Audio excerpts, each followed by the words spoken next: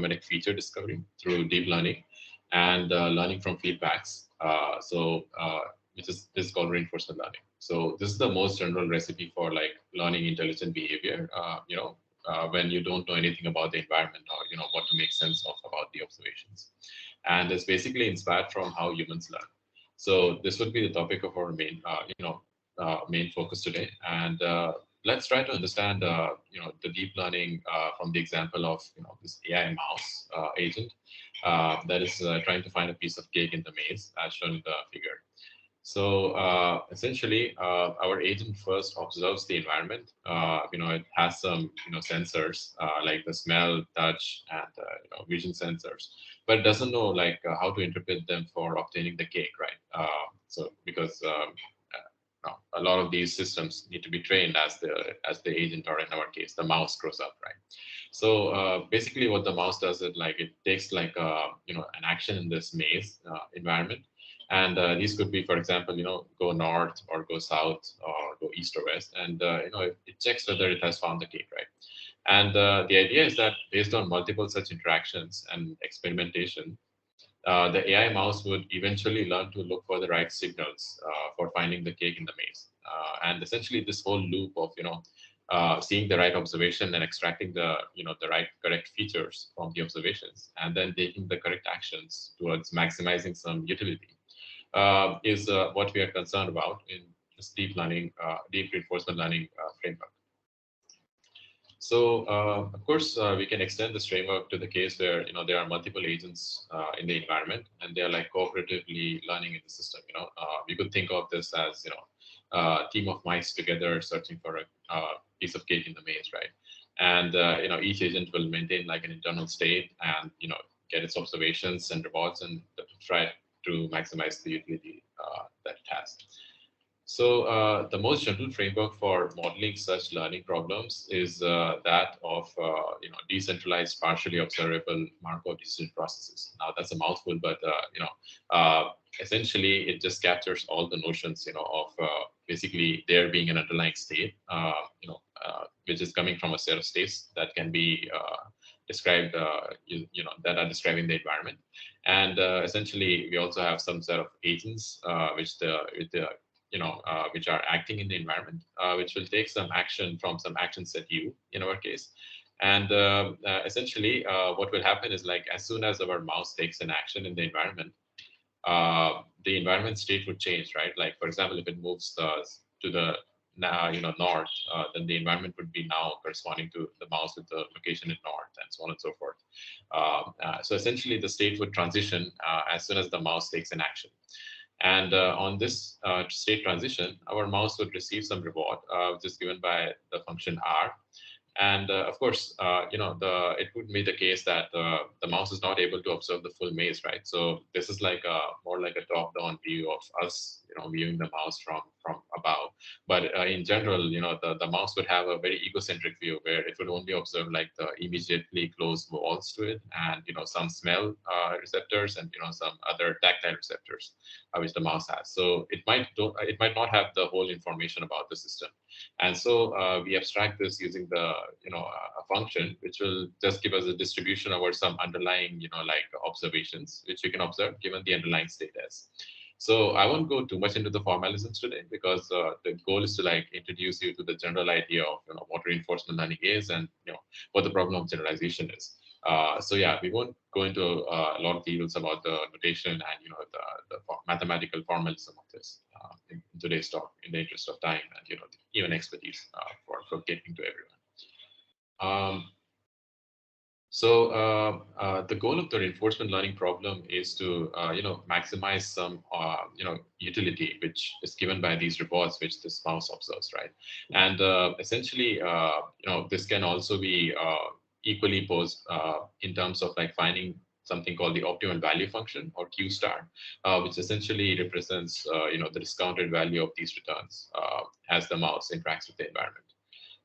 So that's like a very, very quick overview of what reinforcement learning is, and how deep learning is combined to like make sense of the observations and extract the right features towards learning some optimal behavior that maximizes some long-term utility.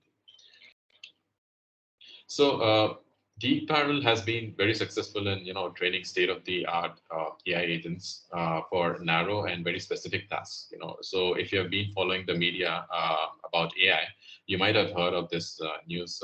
Some 4 years ago, 5 years ago, that there was this agent called AlphaGo, which beat the grandmaster in this board game called Go. His name was like Lee Sedol from South Korea. So it was the first time, there was like a an AI agent that demonstrated superhuman performance on this game called Go, which is arguably quite complex in comparison to chess because of the way it's set up and the rules of the game. So yeah, it was a big accomplishment for deep reinforcement learning because previous algorithms were not able to beat the grandmasters in this game. So as I said, deep parallel has been really successful in solving basically narrow intelligence tasks. So we call formally these group of tasks as artificial narrow intelligence, or the characterization of such agents as artificial narrow intelligence. But a lot of important tasks like training real life robot assistants, which requires agents to generalize to various unseen scenarios, with respect to other agents or changes in the environment. These kind of problems are not solved efficiently by DParallel. So DParallel is not reasonable in terms of its performance as well as sample efficiency of these kind of tasks. So, for example, if you wanted to have like a AI assistant which cooks your food, or like manages your car or something like that, or cleans your house, it's not possible to come up with a reasonable policy for some such agent, because of the large amount of observations which it will have to generalize across, potentially unseen, because each of our house has like a different layout. The weather condition might be different. The textures of the floorings might be different. Also, the other agents which are present in the house, for example, might be different. There might be some people which are bit very bit reckless about how they organize things in the room. There might be people who are like very organized, and it's comparatively easier for an agent to navigate in such a room. So we see that deep reinforcement learning is not able to achieve generalization towards robust deployment of such AI systems. And in general, this problem called generalization for AI, also called like finding artificial general intelligence, is going to be the main focus of our talk today. Like how do we train AI agents which generalize well towards like unseen scenarios and to unseen opponents or other agents in the environment. So to gain some insights into this question, I will start with a recent project of mine called Open-Ended Learning Leads to Generally Capable Agents. So this was the work which I did during my time at DeepMind last year. And we showed some very nice results on a very large domain called XLength. So let's begin with this paper first. So you can think of this project as an attempt to create a foundational reinforcement learning agent. Yeah. So again, if you have been following the media a lot, then there have been like some tremendous improvements and in technologies like GPT for language modeling tasks.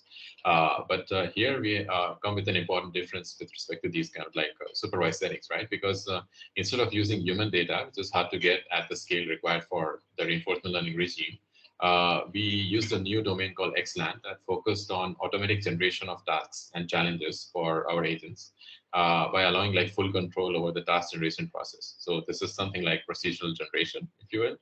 And the idea was to using this, huge set of tasks to train agents which are capable generally, they can solve a lot of different tasks without them having to learn from scratch, because we already have deep reinforcement learning which can solve narrow specific tasks, but we don't have any algorithm which can solve these kind of large task spaces. So that was the motivation of building this environment XLand and trying to come up with algorithms which perform well on this domain.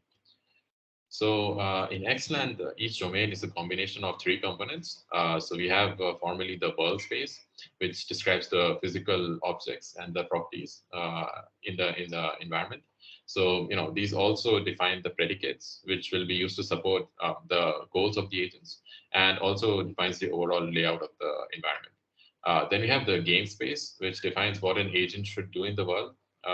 So the way we do this is specifically by using something called DNFs. So it's basically in simple language or of ants or disjunctive normal form. So essentially, we have some world predicates, and we combine them in certain ways in order to like define the goal of the agent in our environment.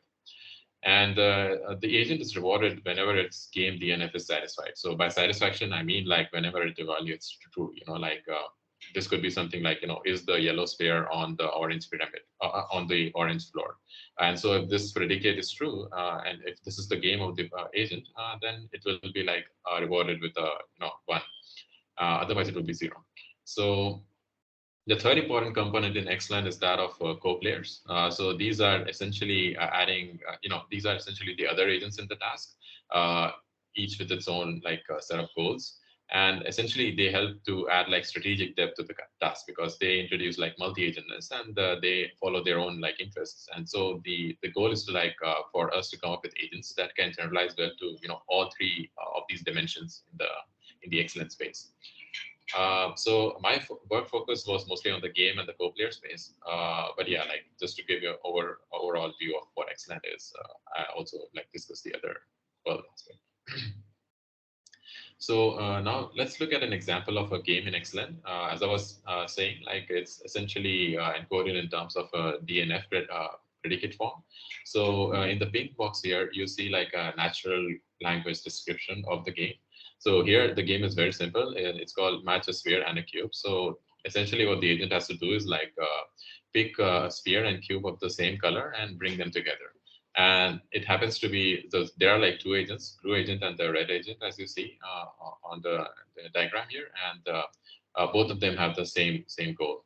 So we can depict this game, from natural language into the world of like predicates. So essentially, here are some predicates, as you see in this, the middle figure here, which is like a game, like tree, in which each player has this description of what it has to do in the environment, right? So, for example, player one in the game, it needs to bring, it needs to like one of the clauses which it has to satisfy is like bringing the purple sphere to the purple cube. So this is represented by this clause near purple cube, purple sphere. And note that the reward is not a part of agent observations. So the all the agent would know is like essentially in the end of the episode, like how much reward it obtained. It will not explicitly see if it's like satisfying these clauses or not. So essentially, this is the game space in Excellent, and this game space is actually very large. So there are roughly like 10 to the power 43 games, given the number of like predicates which are derived from the world which we use, and the different number of like agents which we use, along with the number of options which we use in Excellent for describing these games. So it's a very large space actually. Um, so here's like a high level view of like Excellent, depicting the overall world topology and the objects on the left with the agent observations on the extreme right. So on the left we have that this zoomed out view depicting the 3D world topology. Of the Excellent environment along with the agents here. So you can see that there's a red agent which is being zoomed in the middle figure. And essentially like there are some artifacts in the topology here, like there are ramps and floors which the agent is seeing in a rich 3D environment. And the goal is like for the agent to like identify the right objects in the environment and satisfy the predicates or the clauses towards getting rewards. So that's like a very high level overview of the environment itself. Now let's look at some of the properties of these environments. So essentially, Excellent consists of a galaxy of games, as you can see in the picture here in the background. So this is like a 2D, like embedded representation of different games in the galaxy, and each of them have been colored according to like some characteristics of the game. So these could be things like whether the game is competitive or is it like a cooperative game between the two agents. There are also different things like how distant are two games apart in terms of like some notion of metric. In this case, we are using the game metric, which I'll like briefly describe. So the game metric is essentially like the fraction of rewarding states which are common to both the games, and it actually admits some very nice theoretical properties if you use it as a basis of defining games and defining a metric over these games. So for example, things like exploration difficulty, and like things like competitiveness can be shown to be like Lifshitz functions, meaning that they are like bounded functions of these games given the game metric. So there are a lot of these interesting theoretical results, which I encourage you to refer to the paper for more details. So we have similar properties for the world space also. So the main idea is like, because of these nice properties, what happens is like the X-line environment itself is very smooth in terms of its transitions from one task to another task. And the goal is to like make this environment as diverse as possible so that we can continuously, like pose more and more difficult tasks to the agent so that they can learn to generalize better. So it's like, in some sense, trying to automate the process of, like curriculum learning, while at the same time making sure that the curriculum is very smooth in its variance so that, we are not encountering scenarios where either the agent is trying to solve a task which it already knows how to solve, or the agent is not being posed a task which is extremely difficult for it to solve. So we want to gradually change this towards like making the agent, generally capable. So as I mentioned, these smoothness properties and these vastness properties of the game make it possible to train, continuously improving agents on XLab. And one important challenge about, setting up a training framework like this is like, how do we actually measure, like, or how do we have a definition of a notion of progress in this game, right? So essentially, the general capability is not like strictly defined, but it does have some, like desiderata which you want to make sure out of this game, right? So the first of these requirements is like the agent should be like should not be like catastrophically failing on a large number of tasks. So we want like some notion of coverage for the agents, like they should be able to solve as many different tasks as possible. Then again, we need the agents to be like competent on like as many tasks as possible. So it's not okay to like be 100% good at some tasks, but perform like zero, like zero score on the other tasks. And essentially, the general notion is like we prefer broad ability over narrow, like competence. So that's like the idea of training these generally capable agents. And so towards making sure that these requirements are like satisfied, we use like some techniques to like measure and like have a notion of progress in the training of these agents. So essentially, we evaluate the agents across the different tasks by using normalized percentile scores, creating like a multi-dimensional performance descriptor. And we require something called Pareto dominance for defining the notion of a better agent. So the idea is like, if I have two agents, A and B, and they are trying to solve some 100 tasks, so they would have some distribution of their performance on these 100 tasks, right? And intuitively, I can just order these performances on each of these tasks. That would be like a 100-dimensional vector. And the idea is like, one agent is better than the other agent if it strictly dominates the other agent on, each of these percentile scores. So that's the idea of percentile dominance. And note that it doesn't mean that the agent has to essentially be better than the other agent on every task. It's just that, given every percentile, meaning that given any fraction of the games, there should be, like some fraction in the other agent space where it's performing better than the other agent, perhaps on different set of tasks. But, like, this helps us to like have the notion of coverage in some sense. So here this diagram on the right describes the overall learning process which we like utilize for training generally capable agents. So essentially, on the agent level, we are using something called VMPO, which is an algorithm for training reinforcement learning agents on some training experiences. Then essentially a set of agents which define a generation after some like hours of training are like defining a generation, and we use something called population-based training for evolving the parameters and hyperparameters of this whole training process. So PBT is used for like selecting hyperparameters like learning rates for the agents, and they are like checked or like they are like synced up every 10 million steps in this environment. And so we use like an initial population of 32. And the idea is like, this results in like a dynamic training distribution or like an auto curriculum as the agent progresses in this training. So the generation also in this whole setup additionally contributes towards like forming some distillation agents for the next generation, as the co-players will also be like picked from these agents, and also the initial policies of our next generation would be like distilled from these agents.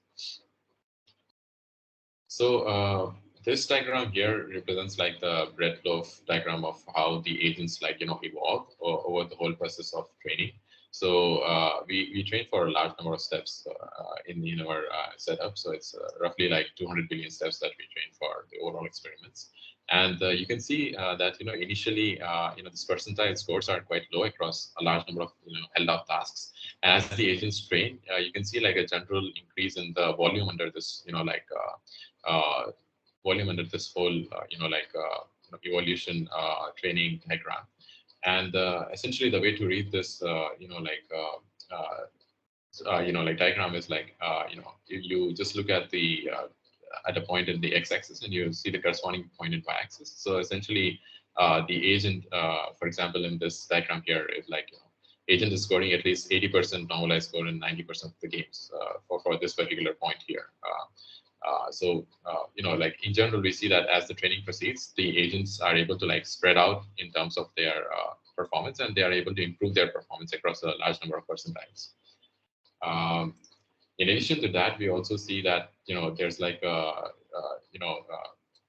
improvement in general on some hand authored like held out tasks, just to make sense of that the agents are actually training and getting better. So for example, there are these 6 tasks which I show here in the bottom, like tool use, rich fencing, hide and seek.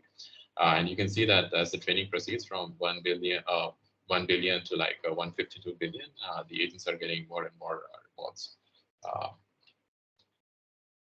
So we now look at some of the interesting results in the XLAN domain, specifically with respect to like the generalization perspective. So the first good result, first interesting result which you see is that of like tool usage. So here, essentially what happened is like we designed an environment where the blue agent needs to like get hold of this purple pyramid on the red floor, but the game is designed in such a way that it's physically impossible for the agent to like reach there.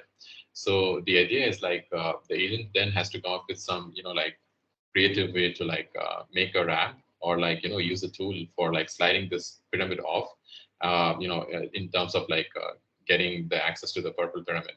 And we see that agent has come up with some very different like qualitative behaviors towards like accessing this purple pyramid, which were never coded for in the game or never coded for in the rewards. So that's like a very interesting result to see, like just out of this distributional training regime in which we continuously change the tasks which the agent has to like face along with the opponents.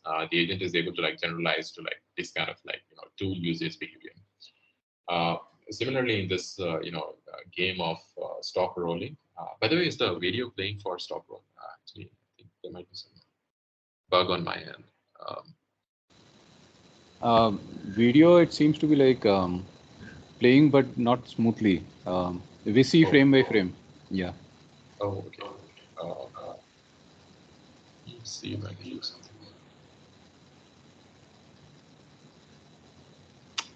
Seems to be smooth on my end. Okay, it's okay. Perhaps it's because of like the internet. Yeah, maybe the internet buffering and yeah. Okay, so the idea of this game is like essentially, we define a task in which the agent has to like prevent this purple ball from going all the way down to the red floor. And once again, you see that there are some very different qualitative approaches which are learned by the agent in like the generation 5, which we report in the paper. So like in the first approach, the agent is just trying to like use its own body to like prevent the ball from rolling over. We also see some very interesting, strategies like cornering the ball between the, the ball and itself. And lastly, I think the agent finally like learns a very nice policy in which it's just like figuring out that this whole purple ball thing can be like prevented from going towards sorry.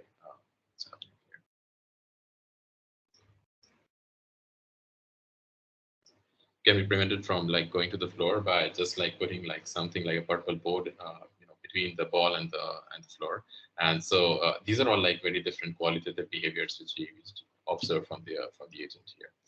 Uh, Finally, one of the coolest behaviors which we saw from our agents is that of experimentation. So here, there's like a set of two tasks which are kind of similar in nature, and test this, like experimental behavior. So what happens is like the task on the left is to like put this black cube near the purple cube, and making sure that the yellow cube is only near the purple cube without putting the black and yellow cubes near each other. So it's essentially a simple trick question for the agent in which it has to like figure out a linear, like arrangement of these blocks. But the agent, of course, doesn't, know what is the rewarding behavior. And so what we see is like, you know, uh, uh, what you see is like the agent initially is confused about like how to place these blocks in the right arrangement, but it starts bringing together the cubes. Then after some, like first shuffling around the cubes for a while, the agent like stumbles upon the spatial arrangement, which it thinks is approximately correct. And so it should be satisfying the goal which it has been given.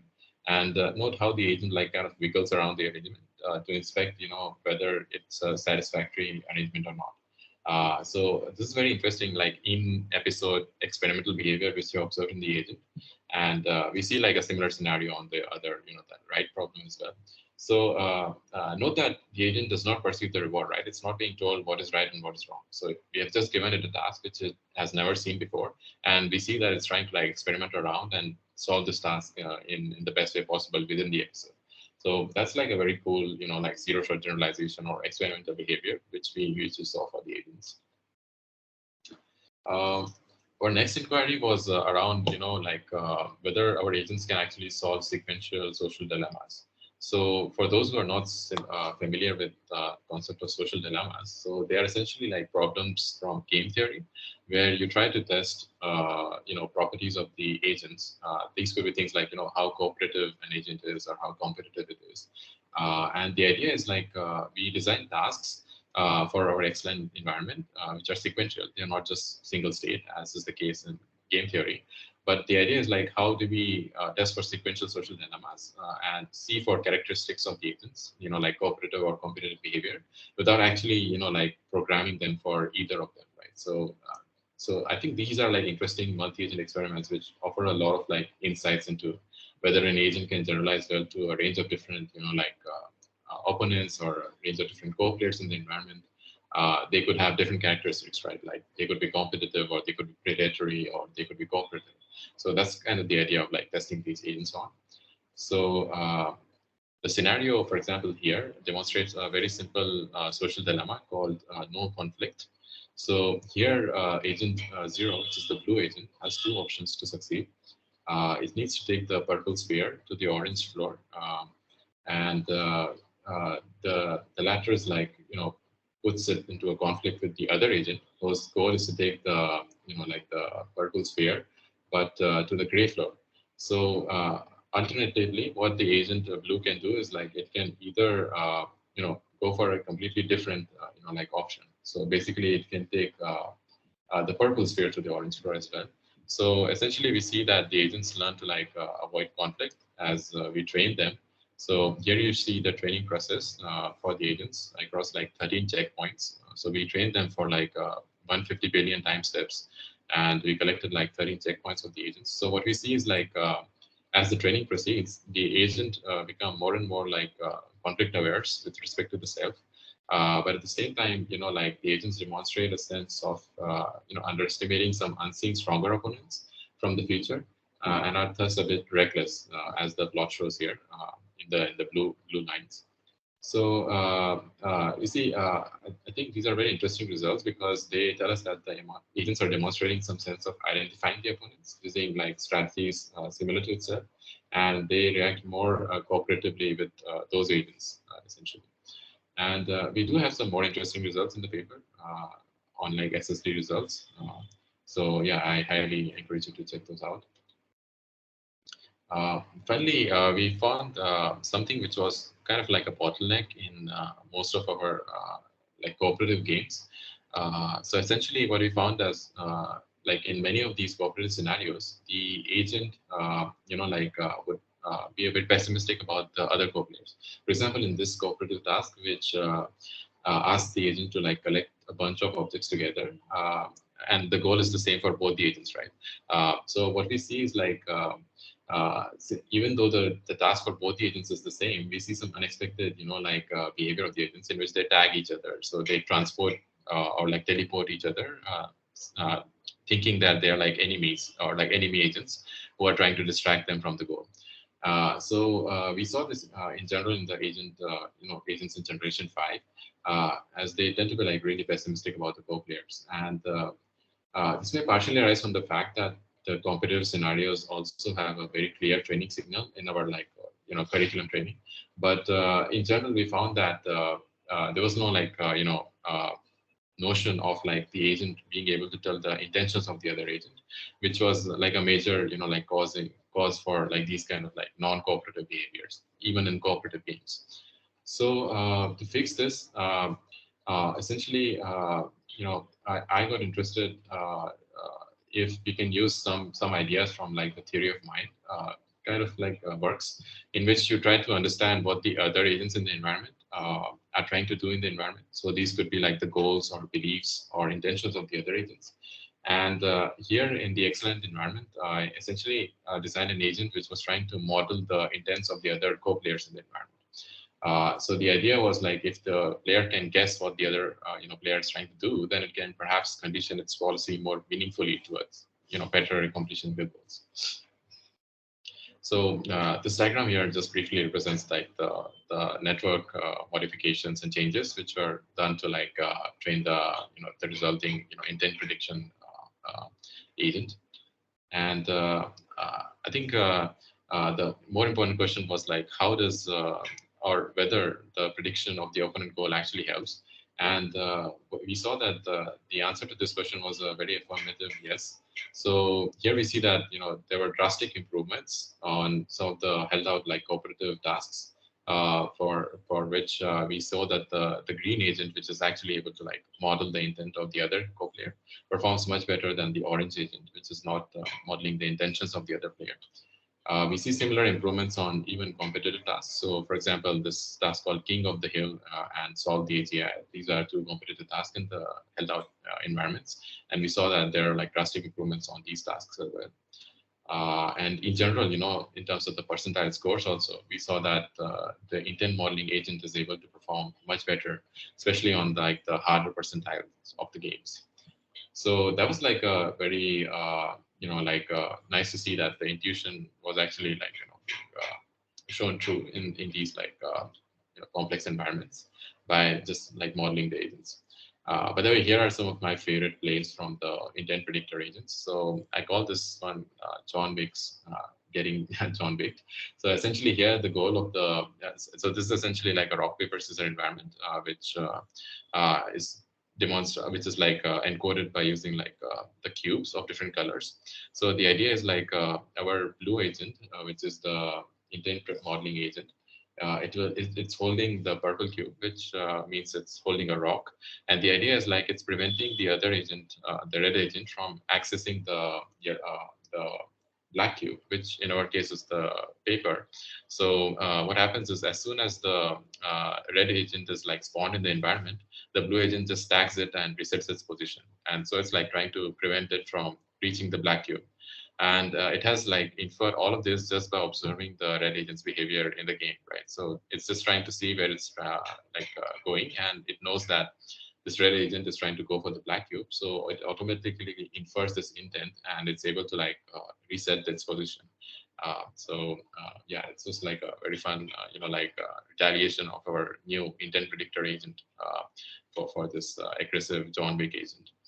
Um, Similarly, in this scenario, which is both the players want to possess the yellow sphere, and the intent is like the intent modeling agent, which is the red agent here. It cleverly gains like the position of the yellow sphere, and then correctly infers that the blue agent is also going for the same sphere. So it just places itself at a vantage point. Here you can see that it's just like sitting at the top of this white structure, from where it can actually see blue agent approaching. So as soon as the agent is like within its scope of vision, it immediately tags it, and that resets the position of the blue agent. So that's a very nice strategy again, possible all because the red agent can actually model the intentions of the other agent. Um, so those were like some strategies, things like distributional shift training and intent prediction that could help us get better generalization performance. But then the question which I was trying to deal with was like, how do we study generalization in a more principled manner? Meaning that when can we confidently say that the agents would generalize, and is there a way to like quantify how much generalization can we expect in such problems? And that's why to like answer this question, in a recent work of mine, we studied this generalization problem, albeit for a cooperative multi-agent setting, with the idea that we can extend this to like more general scenarios. So in this paper, we actually focus on the generalization which we can expect due to changes happening in the structure of the collaborative group of agents, and we call this combinatorial generalization. So to get you like a more general motivation for what combinatorial generalization is and why do we care, let's look at a human-based example, right? So imagine attending like a football summer camp, where there is a coach and there are several other players who are joining the camp towards getting better at the game. So the coach decides to like split the participating players into random teams for practice. And so while each player has a different set of capabilities, in terms of how fast they can run or how fast they can kick the ball, what's their reaction time, they quickly adapt to the other players in the team towards facilitating the common objective of outscoring their opponents. And furthermore, what we observe is that they smoothly adjust to unexpected events in the team. Things like a player getting hurt and getting tired with substitution, or things like some players just going away from the game and resulting in a smaller team, and so on and so forth. So we see that a lot of these natural, like systems, humans included, but also other living organisms, they show like a lot of these flexibilities with respect to changes in the structure and, the capabilities of the agents inside the team. And I think this quality is immensely important for us to also have an artificial intelligence agent, right? So, and this is like an important dimension of generalization, as we previously saw. So that's like the motivation for why agents should demonstrate combinatorial generalization. So in our work, we consider the artificial intelligent agents, which could be coming from like, from a varying capability distribution, uh, which would be like given to us beforehand, but the agents won't be able to see what these are. And essentially the idea is like these capabilities would then, affect the rewards and the state transitions of the environment. So we would want to like study combinatorial generalization with respect to events like substitution or like population changes, as is shown by the figure on the bottom left. And we also consider scenarios in which there's like incomplete information about the agents. These could be things like an agent not knowing the capabilities of its teammates, which is usually the case, right? So when you're like playing football, you don't know what the other player is like capable of. So you gradually learn to like infer what their capabilities are by playing with them, right? So that's kind of the idea of like studying generalization from this, like cooperative multi-agent system perspective. And also like this generalization, if you can characterize this in terms of some quantity, it can help us for practical things like, satisfying some safety kind of like constraints, or like also calculating affordances. So affordances just mean, like, can the agent in this particular scenario actually, afford to do some particular like set of actions given the capabilities of the other agents.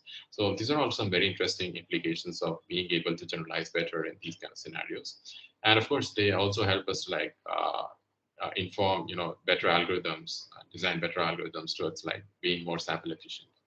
So this was like the overall objective of this game. And in addition to like extensive empirical analysis on things like StarCraft, we also give the first ever bounds for transfer in like team scenarios, where we answer some very interesting questions about generalization with respect to group changes.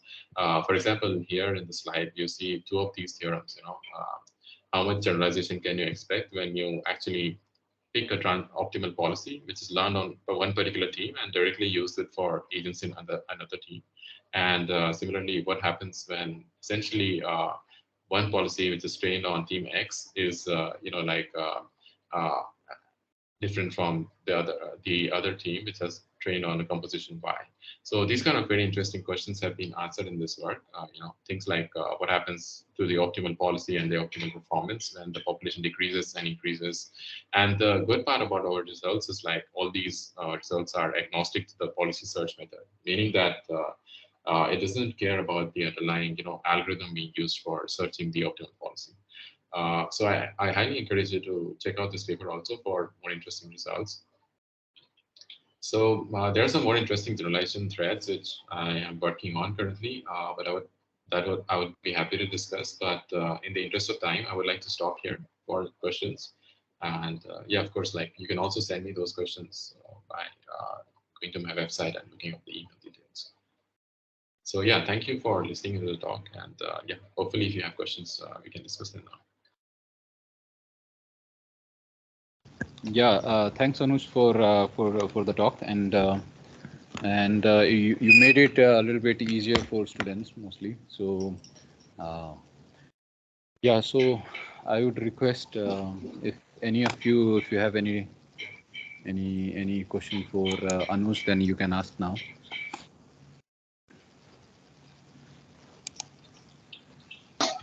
So, Anuj, in the last session, you mentioned that using this combinatorial generalization scheme.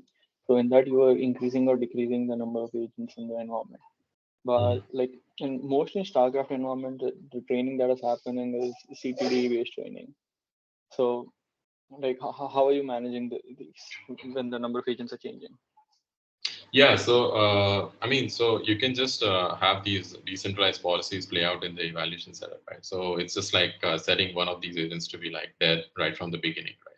In StarCraft, so you can do those hacks. But I guess from the theoretical results perspective, we don't really care about what the underlying training or the policy search algorithm is like. So, for example, we don't care if it's like CTD training or it's like independent training. So these results are agnostic to all of these policy search. So that's like the interesting part about it, right? So these are like some harsh upper bounds which every algorithm will have to follow in terms of like generalization. So these are like maximum generalization which is allowed within this framework. It helps.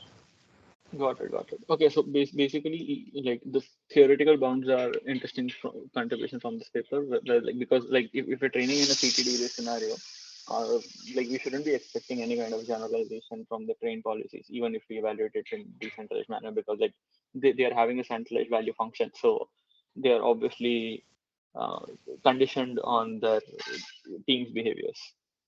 Yeah, so what you could do is like, let's say you can train on one particular map with certain agents having certain capabilities, right? So tau x, and what you could do is like after you're done training, the policies are now decentralizable, right? So you don't really need the centralized value function for evaluation, right?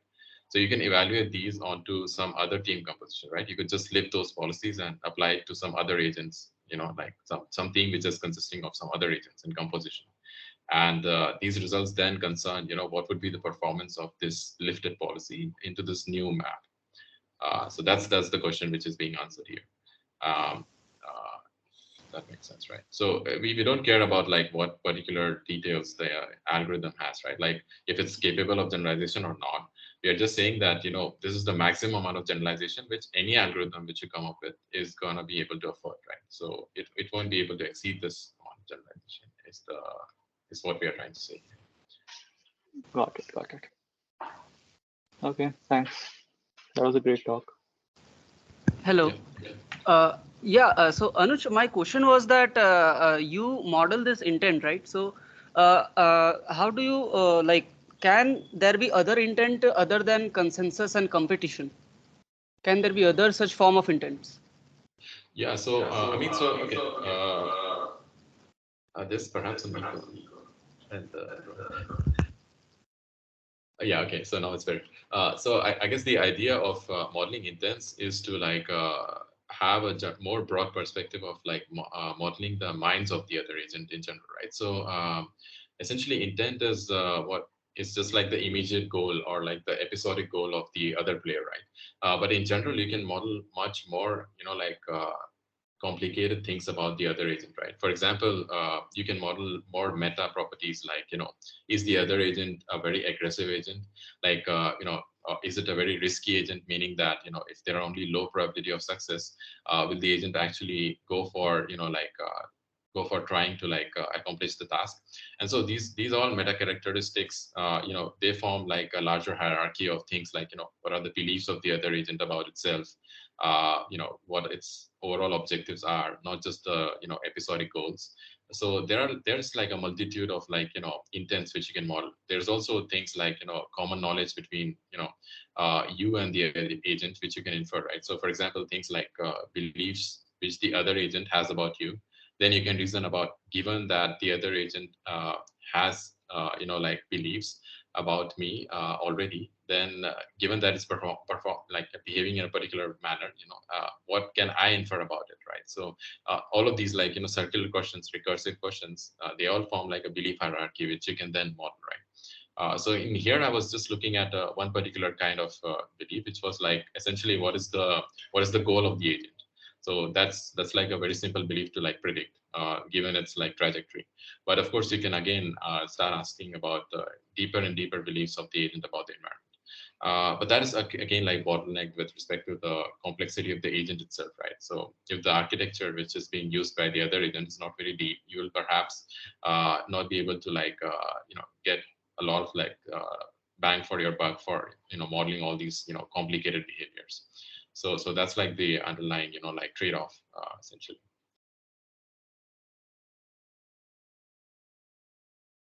Okay. Yeah. So I have one question. So in this bounds, when you prove these bounds are like linearly dependent, or how are they dependent on these population increase, decrease, or agent substitution? So how are these bounds? Do they necessarily become tighter or loose, or how do you explain these bounds? Yeah, right. So that's a great question.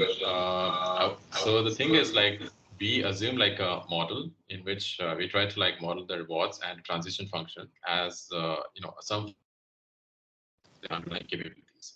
And so the general principle is that the more complex this dependence is, the more loose these bounds will become.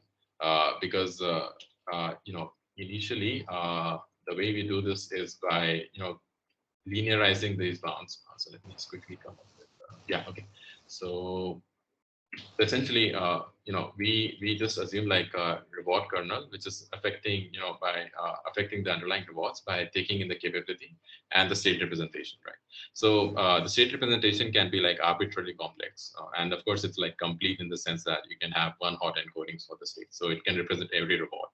But the idea is like the way this interaction of the capability with the reward kernel happens, determines what is the nature of these bounds, right? So initially, these results are presented on the linear scenario, right, where the bounds are just interacting linearly. So the rewards are just interacting linearly by some kernel for getting like the absolute reward. But again, in this paper, we also study some more, like higher level or like higher order dependence of the capabilities. So we formally describe that as like a alpha K reward setting, where K is like the polynomial of interaction with the capability. And there we show that, the bounds can get very loose because, the polynomial dependence essentially like introduces the same exponent in the upper bounds also.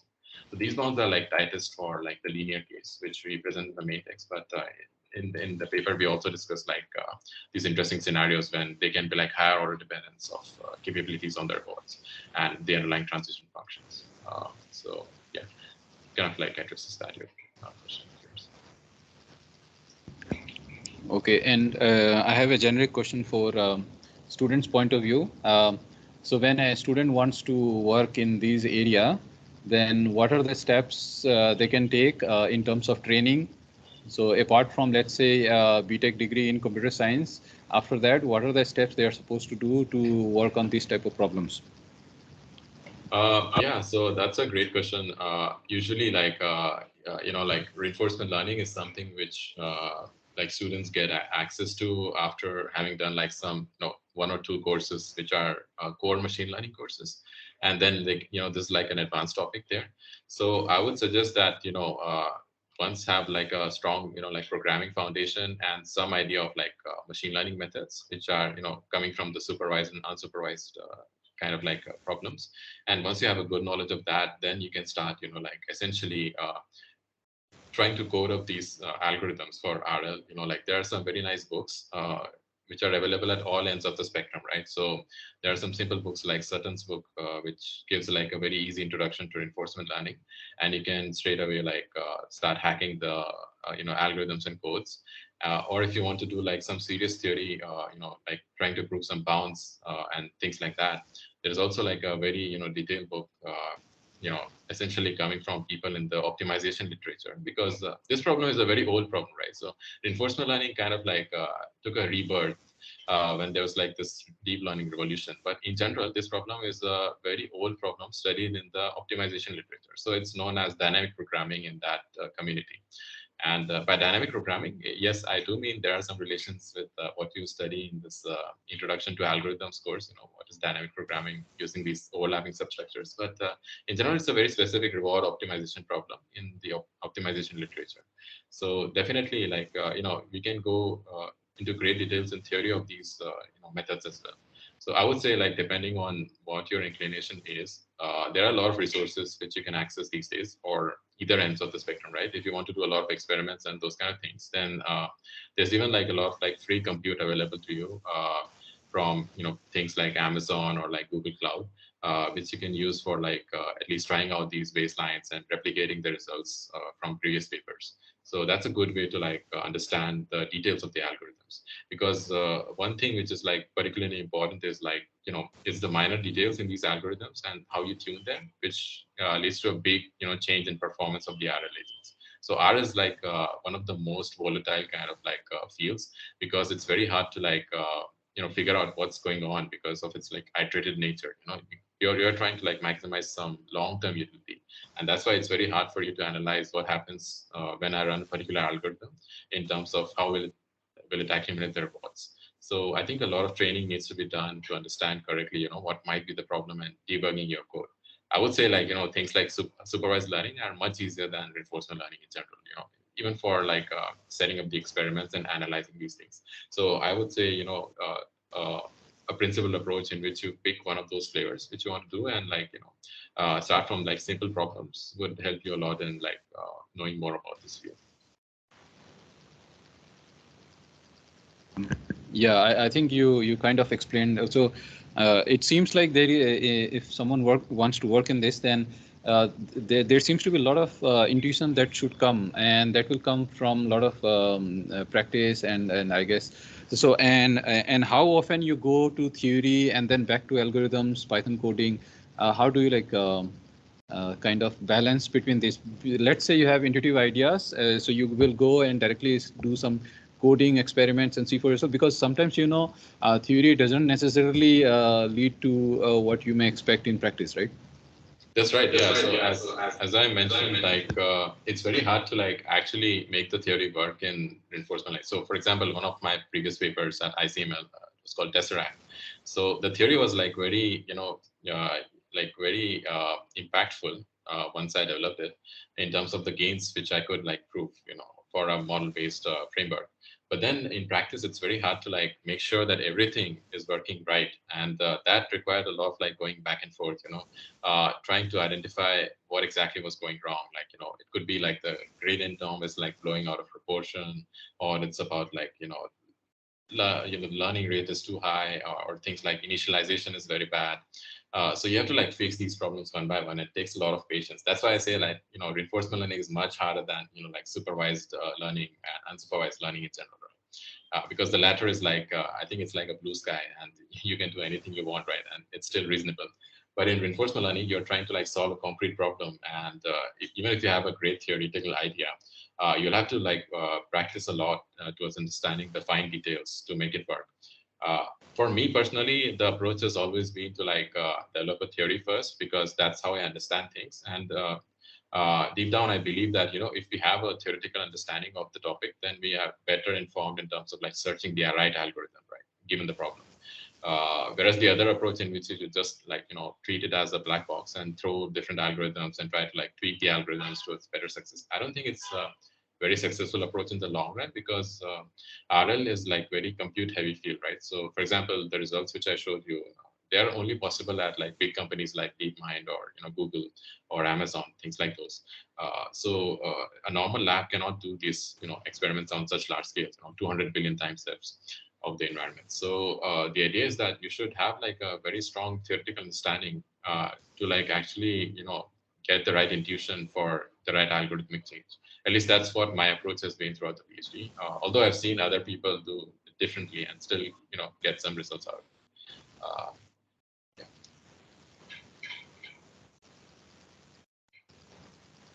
So yeah, I guess I don't know if okay. One more question from Neil.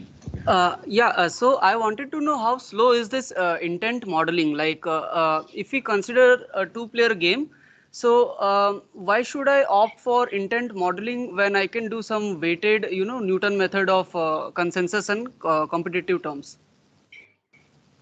So intentions, first of all, come into role only if it's a sequential game, right? So if it's like a single step game, then of course it's not useful to like model intentions, right? Unless the opponent is the same in the the next iteration of the game. Whereas if you have like a sequential nature to the game, in which the goals would not be satisfied in one single step, and it's like a long-term goal, then essentially it will give you a lot of leverage about what you can do, given that the other agent is trying to do X in the environment, right? So for example, in cooperative games, if you know that the other agent is trying to help you, then you would not randomly tag it, as we saw in this catch 'em all game. Similarly, if you have like a competitive game and you know that the agent is going for a particular block and you want to prevent that from happening, intent modeling is extremely useful, right? Actually, we also saw this example in the snipe, like the vantage point capture of example of that, after the John Wick example, which I showed. So that's why like intent modeling is important only in sequential settings, right? Not in like stateless games. How fast is it? Do you mean that how soon can we actually converge to a reasonable intent? Or so I mean, I would say that is like one reasonable question to ask. And I would say like for us, the the reasonable intent was found out really quickly by the agent. So we had like a total of 1,000 steps of simulation in the episodic environment, and we saw that the agent could converge to the right intent within like some 100 steps of understanding what the other agent is trying to do. So that's like a really useful horizon, because then it allows the agent to like actually change its own behavior accordingly. As we saw, there are like several improvements on like held out tasks and even the percentile scores. But yeah, in general, it could be like very contrived. I mean, depends on the environment also. If it's like a very contrived environment where you cannot observe a lot of other things, then modeling the intent could be wasteful also, right? So yeah, like it's kind of a trade-off, right, between the compute and if you can leverage something out of that compute. Thank you. Okay, so if there are no more questions, then we will thank the speaker again for his time in explaining things with various illustrations and so on. Anuj, in fact, also collaborates with us and with Kinal. And yeah, so if you want to know more about Anuj, then you can go and visit his webpage. He has various interesting work and publications. You can have a look. And obviously, you can write to him also if you take interest in these things. Okay, so I guess, yeah. So we thank you again, Anuj. It's a kind of a exam time here. After 2-3 days, end sem will start. So yeah, so there is a. I mean, many students are under stress as usual. So mostly you will see students who are related somehow in my group who are attending, but many didn't show up. I believe it's because of the exams that is after 2-3 days. Yeah, sure, no worries. So if you have ideas, just like as Pawan mentioned, like just shoot me an email and we can discuss. Yeah. Okay. So and whenever you have time, you can also visit physically. That's best approach, I guess. Yeah, sure. A lot more. Okay. I've never visited Hyderabad though, but yeah, next time for sure I'll try to come there. Yes. Okay. So thanks a lot for your time, and I will talk to you later via email.